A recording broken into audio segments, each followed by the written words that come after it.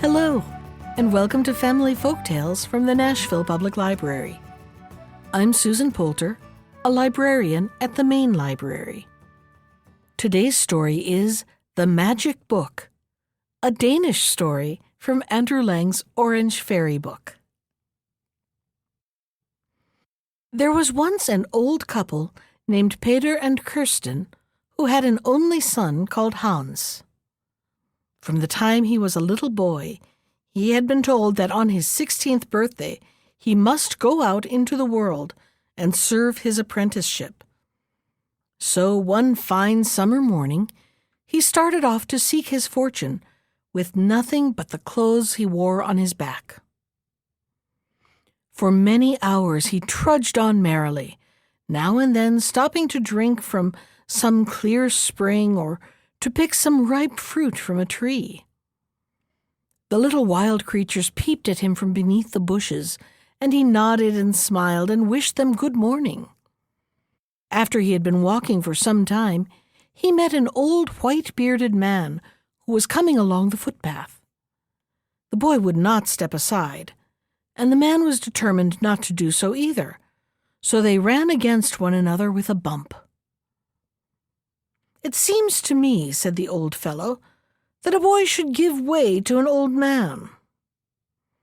"The path is for me as well as for you," answered young Hans saucily, for he had never been taught politeness. "Well, that's true enough," answered the other mildly. "And where are you going?" "I am going into service," said Hans. "Then you can come and serve me," replied the man. Well, Hans could do that, but what would his wages be?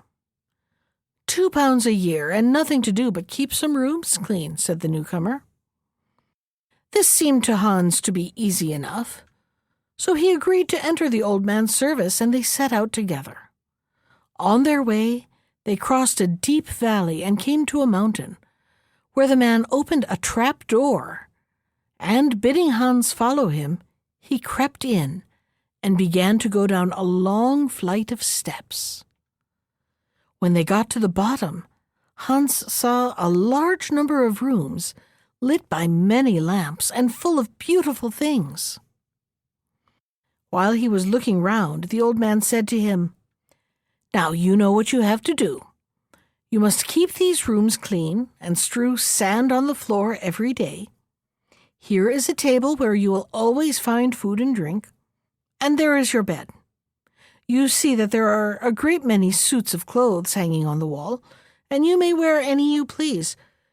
But remember that you are never to open this locked door. If you do, ill will befall you. Farewell, for I am going away again, and cannot tell when I may return." No sooner had the old man disappeared than Hans sat down to a good meal, and after that went to bed and slept until the morning.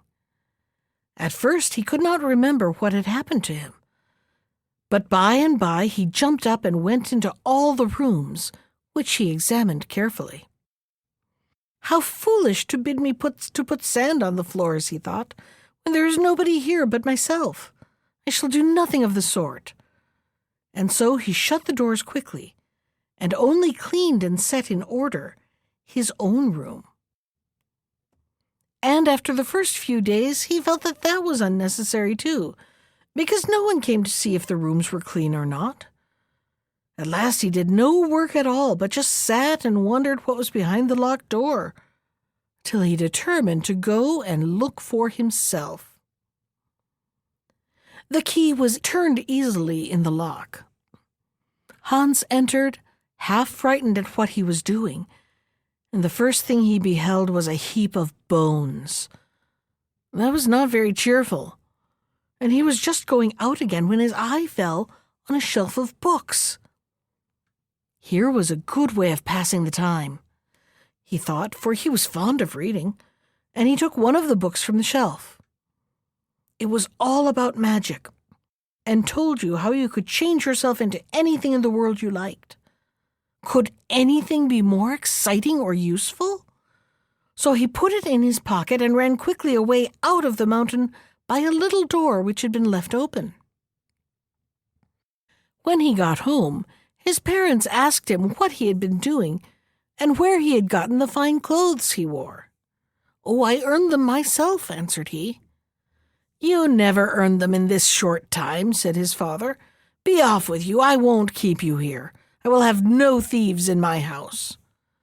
"Well, I only came to help you," replied the boy sulkily. "Now I'll be off as you wish. But tomorrow morning when you rise, you will see a great dog at the door. Do not drive it away, but take it to the castle and sell it to the Duke, and they will give you $10 for it. Only you must bring the strap you lead it with back to the house." Sure enough, the next day the dog was standing at the door, waiting to be let in. The old man was rather afraid of getting into trouble, but his wife urged him to sell the dog as the boy had bidden him. So he took it up to the castle and sold it to the Duke for $10. But he did not forget to take off the strap with which he had led the animal, and to carry it home. When he got there, old Kirsten met him at the door. "Well, Peter, have you sold the dog?" asked she. "Yes, Kirsten, and I have brought back $10 as the boy told us," answered Peter. "Ah, but that's fine," said his wife. "Now you see what one gets by doing as one is bid. If it had not been for me, you would have driven the dog away again, and we should have lost the money. After all, I always know what is best." "Nonsense," said her husband. "Women always think that they know best. I should have sold the dog just the same, whatever you had told me. Put the money away in a safe place, and don't talk so much." The next day Hans came again, but though everything had turned out as he had foretold, he found that his father was still not quite satisfied. "Be off with you," he said. "You'll get us into trouble." "I haven't helped you enough yet," replied the boy. "Tomorrow there will come a great fat cow, as big as the house. Take it to the king's palace and you'll get as much as $1,000 for it. Only you must unfasten the halter you lead it with and bring it back. And don't return by the high road, but through the forest." The next day, when the couple rose, they saw an enormous head looking in at their bedroom window, and behind it was a cow which was nearly as big as their hut. Kirsten was wild with joy to think of the money the cow would bring them. "But how are you going to put the rope over the head?" asked she. "Wait and you'll see, mother," answered her husband. Then Peter took the ladder that led up to the hayloft and set it against the cow's neck, and he climbed up and slipped the rope over her head. When he had made sure the noose was fast, they started for the palace and met the king himself walking in his grounds. "I heard that the princess was going to be married," said Peter, "so I've brought your majesty a cow which is bigger than any cow that was ever seen. Will your majesty deign to buy it?" The king had, in truth, never seen so large a beast, but he willingly paid the $1,000, which was the price demanded. But Peter remembered to take off the halter before he left. After he was gone, the king sent for the butcher and told him to kill the animal for the wedding feast. The butcher got ready his poleaxe, but just as he was going to strike, the cow changed itself into a dove and flew away, and the butcher stood staring after it as if he were turned to stone. However, as the dove could not be found, he was obliged to tell the king what had happened, and the king, in his turn, dispatched messengers to capture the old man and bring him back. But Peter was safe in the woods and could not be found. When at last he felt the danger was over and he might go home, Kirsten nearly fainted with joy at the sight of all the money he brought with him. "Now that we are rich people, we must build a bigger house," cried she, and was vexed to find that Peter only shook his head and said no. If they did that, people would talk and say they'd gotten their wealth by ill-doing. A few mornings later, Hans came again. "Be off before you get us into trouble," said his father. "So far the money has come right enough, but I don't trust it." "Don't worry over that, father," said Hans. "Tomorrow you will find a horse outside by the gate. Ride it to market, and you will get $1,000 for it. Only don't forget to loosen the bridle when you sell it." Well, in the morning there was the horse. Kirsten had never seen so fine an animal. "Take care it doesn't hurt you, Peter," said she. "Nonsense, wife," answered he crossly. "When I was a lad I lived with horses and could ride anything for 20 miles round." But that was not quite the truth, for he had never mounted a horse in his life. Still, the animal was quiet enough, so Peter got safely to market on its back. There he met a man who offered $999 for it, but Peter would take nothing less than 1,000. At last there came an old gray-bearded man who looked at the horse and agreed to buy it. But the moment he touched it, the horse began to kick and plunge. "I must take the bridle off," said Peter. "It is not to be sold with the animal, as is usually the case." "I'll give you $100 for the bridle," said the old man, taking out his purse. "No, I can't sell it," replied Hans's father. $500. "No, 1,000. At this splendid offer, Peter's prudence gave way. It was a shame to let so much money go. So he agreed to accept it, but he could hardly hold the horse. It became so unmanageable. So he gave the animal to the old man and went home with his $2,000. Kirsten, of course, was delighted at this new piece of good fortune and insisted that the new house should be built and land bought. This time Peter consented, and soon they had quite a fine farm. Meanwhile, the old man rode off on his new purchase, and when he came to a smithy, he asked the smith to forge shoes for the horse. The smith proposed that they should first have a drink together, and the horse was tied up by the spring whilst they went indoors. The day was hot, and both men were thirsty, and besides they had much to say. And so the hour slipped by and found them still talking. Then the servant girl came out to fetch a pail of water, and being a kind-hearted lass, she gave some to the horse to drink. What was her surprise when the animal said to her, "Take off my bridle and you will save my life." "I dare not," said she. "Your master will be so angry." "He cannot hurt you," answered the horse, "and you will save my life." At that she took off the bridle, but nearly fainted with astonishment when the horse turned into a dove and flew away, just as the old man came out of the house. Directly he saw what had happened, he changed himself into a hawk and flew after the dove. Over the woods and fields they went, and at length they reached a king's palace, surrounded by beautiful gardens. The princess was walking with her attendants in the rose garden when the dove turned itself into a gold ring and fell at her feet. "Why, here is a ring," she cried. "Where could it have come from?" And picking it up, she put it on her finger.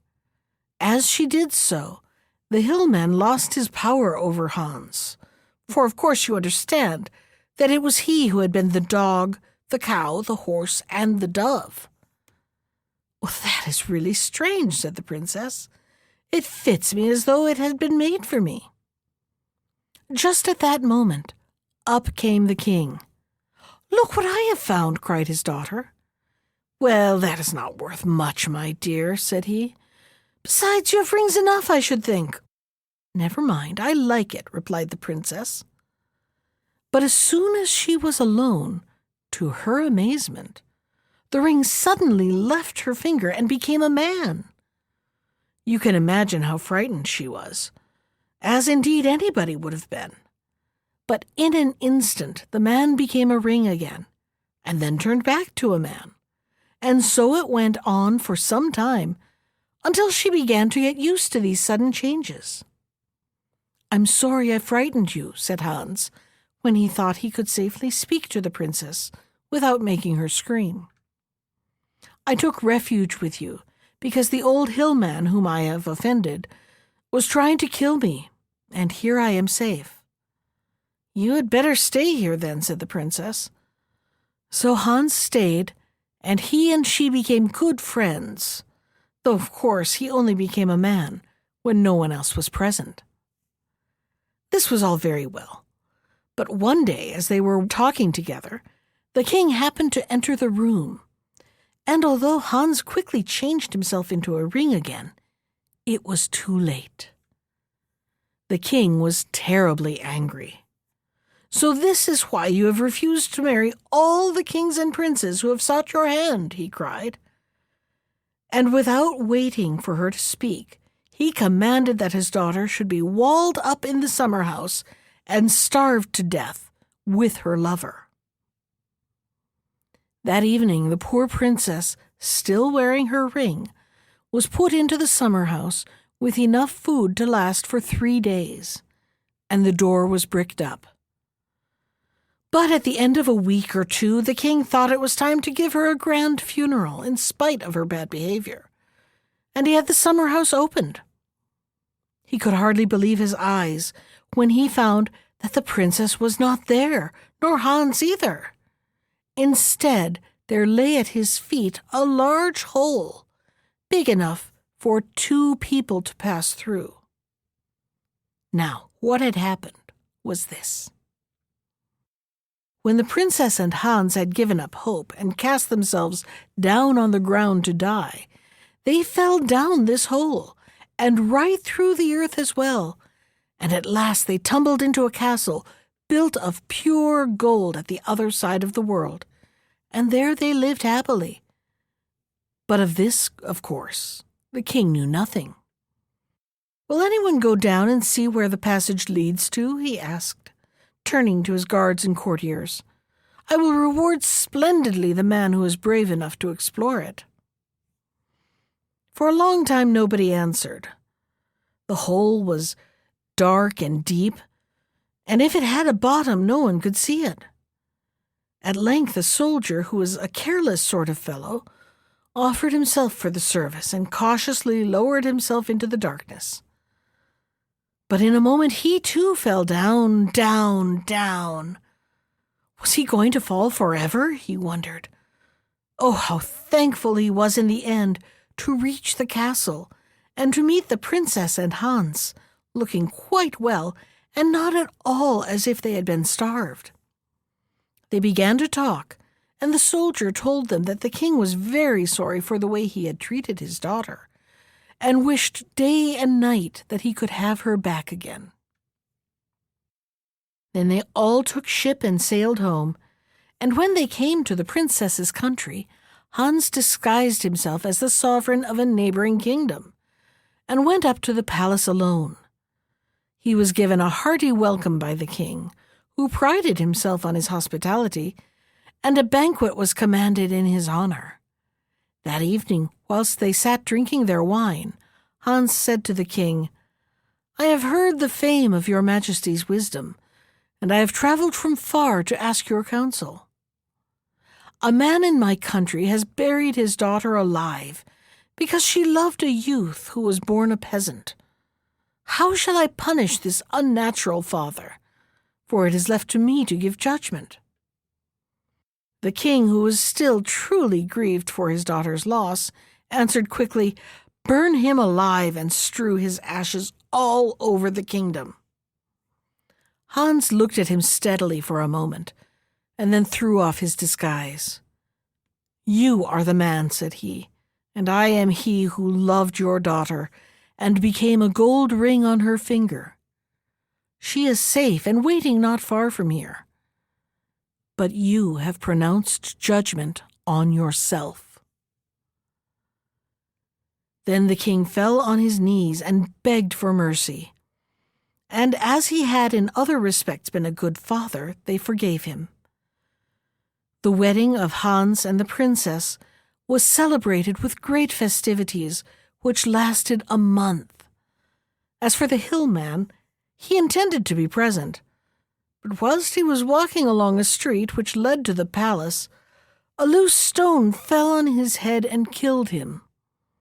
So Hans and the princess lived in peace and happiness all their days, and when the old king died, they reigned instead of him.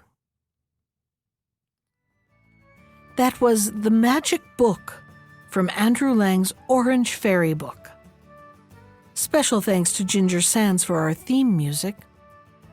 You can find more of Ginger's music at iTunes or on her website at www.gingersands.com. And if you'd like to comment on today's story, send me an email. I can be reached at susan.poulter, that's Poulter, @nashville.gov. Thanks for listening.